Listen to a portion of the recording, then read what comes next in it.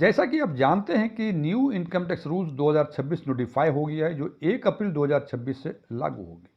आज की वीडियो में हम चर्चा करेंगे कि इस इनकम टैक्स रूल 2026 के हिसाब से किस किस जगह आपको पैन लेना जरूरी होगा, यानी कौन कौन से ऐसे ट्रांजैक्शंस होंगे जहां कि आपको पैन दिखाना या पैन बताना अनिवार्य होगा।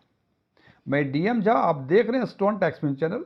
यदि इस वीडियो से आपको कोई नई जानकारी मिले या यह वीडियो आपको अच्छा लगे, इसको लाइक करें, अपने फ्रेंड्स के साथ शेयर करें, कमेंट बॉक्स में यस लिखें। और यदि आपको लगे कि इसमें ऐसी कोई जानकारी नहीं है जो पहले से आपको नहीं पता थी या ये वीडियो आपको पसंद ना आया हो, तो कमेंट बॉक्स में नो लिखें। और यदि आपकी रुचि इन्वेस्टमेंट, खासकर mutual fund investment, direct taxation और बैंकिंग में है और अभी तक आपने मेरे चैनल को सब्सक्राइब नहीं किया है, तो मेरे चैनल को सब्सक्राइब करें और ऑल बटन पर क्लिक करें ताकि मेरे सभी नए वीडियो की नोटिफिकेशन आपको लगातार मिलती रहे। इस पर आगे चर्चा करने के पहले कि न्यू इनकम टैक्स रूल 2026 के हिसाब से किस किस ट्रांजेक्शन में पैन की जरूरत होगी, हम ये बताना चाहेंगे कि इनकम टैक्स रूल्स 1961 में कुल 511 रूल्स थे, जो कम होके न्यू इनकम टैक्स रूल्स 2026 में 333 कर दी गई। और फॉर्म्स जो पहले के इनकम टैक्स रूल्स में 399 थे, उसको कम करके 190 कर दी गई। और सबसे इंपॉर्टेंट बात कि दो फॉर्म्स ऐसे हैं, हालांकि जैसे मैंने बताया कि फॉर्म 190 है, सही फॉर्म्स की चर्चा करना यहाँ संभव नहीं है, तो दो ऐसे फॉर्म्स जो एक आम टैक्स पेयर को इसके बारे में जानकारी है, और यदि आपको जानकारी नहीं है तो आपको ये जानना भी चाहिए कि फॉर्म 16 जो हम बोला करते थे, उसका फॉर्म नंबर अब चेंज होकर 130 हो गया है। और फॉर्म 26S जो हुआ करता था, वो उसका नंबर बदल के अब 168 हो गया है। ये दोनों नंबर जो हैं 1 अप्रैल 2026 से लागू होंगे, यानी 1 अप्रैल 2026 से ये दोनों ही फॉर्म, हालांकि फिर मैं रिपीट कर रहा हूं कि कुल फॉर्म 190 हैं नए इनकम टैक्स रूल्स में, लेकिन ये दोनों इंपॉर्टेंट फॉर्म्स हैं। ये फॉर्म्स अब 130 और 168 फॉर्म्स के नाम से जाने जाएंगे। अब हम चर्चा करते हैं कि वो कौन कौन से ट्रांजेक्शन्स हैं जहां आपको पैन की जरूरत पड़ेगी। सबसे पहला ट्रांजेक्शन्स, यदि आप बैंक में कैश डिपॉजिट करते हैं और एक फाइनेंशियल ईयर में यदि आप 10 लाख या उससे अधिक का कैश जमा करते हैं, तो आपको पैन देना अनिवार्य होगा। पहले ये 50,000 से अधिक यदि एक सिंगल डे में आप कैश जमा किया करते थे तब पैन की आवश्यकता होती थी, लेकिन अब ये फाइनेंशियल ईयर वाइज कर दिया गया और इसकी लिमिट जो है 10 लाख कर दी गई है। 10 लाख या उससे अधिक एक फाइनेंशियल ईयर में यदि आप बैंक में कैश जमा करते हैं तो आपको पैन दिखाना अनिवार्य होगा, यानी पैन लेना आपको अनिवार्य होगा।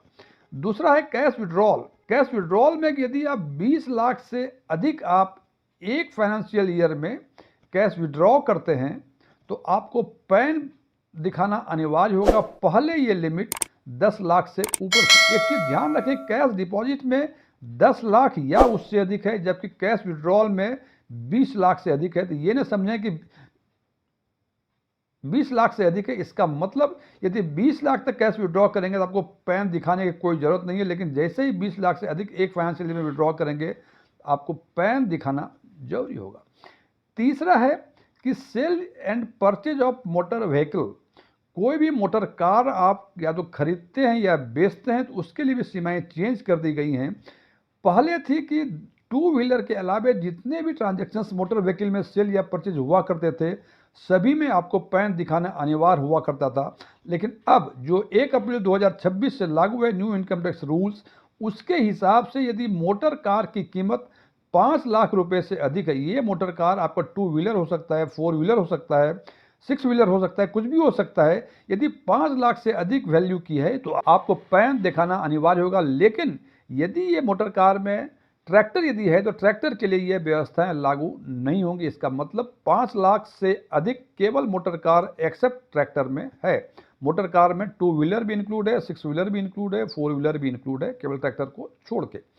चौथी व्यवस्थाएं हैं कि यदि आप होटल या रेस्टोरेंट में आप कैश पेमेंट करते हैं तो उसकी क्या व्यवस्थाएं हैं। पूर्व में ये व्यवस्थाएं थी कि यदि एक बार में आप 50,000 रुपये से अधिक का कैश पेमेंट होटल या रेस्टोरेंट में किया करते थे तो आपको पैन दिखाना अनिवार्य हुआ करता था, लेकिन अब इसकी सीमाएं चेंज कर दी गई हैं। अब इन्होंने कहा कि यदि 1 लाख से अधिक यदि कैश पेमेंट होटल रेस्टोरेंट में करते हैं तो आपको पैन दिखाना अनिवार्य होगा।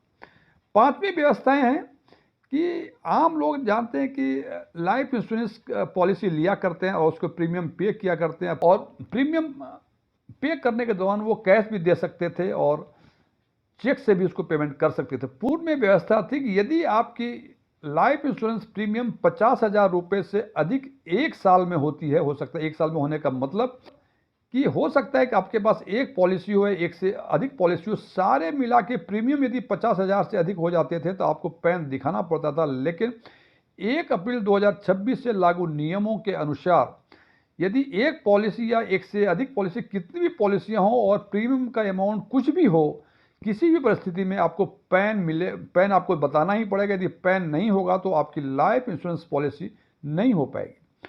और छठी ट्रांजैक्शंस हैं कि यदि आप इमोबाइल प्रॉपर्टी खरीदते हैं और उसकी वैल्यू यदि 20 लाख रुपए से अधिक है तो आपको पैन दिखाना जरूरी है। ये सेल और परचेज दोनों ही ट्रांजैक्शंस में है। यदि आप बेच भी रहे हैं तो आपको पैन बताना पड़ेगा और खरीद भी रहे हैं तो पैन बताना पड़ेगा।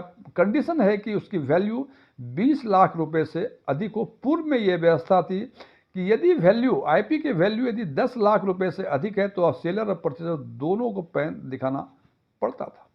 फ्रेंड्स, ये वीडियो क्लोज करने के पहले मैं कुछ डिस्क्लेमर देना चाहता हूं कि मैं कोई टैक्स कंसल्टेंट नहीं हूं, नहीं मैं कोई सीए हूं। ओपन डोमेन में जो भी इंफॉर्मेशन अवेलेबल है उसके बेसिस पे मैं आम लोगों के लिए आम वीडियो बनाया करता हूं।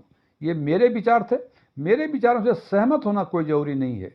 यदि आप मेरे विचार से सहमत हैं कमेंट बॉक्स में एग्रीड लिखें, और यदि मेरे विचार से आप सहमत नहीं हैं कमेंट बॉक्स में नॉट एग्रीड लिखें। लेकिन नॉट एग्रीड लिखने के साथ साथ कारण जरूर बताएं या वो पॉइंट्स जरूर बताएं जिस पॉइंट्स पे आप हमसे सहमत नहीं हैं।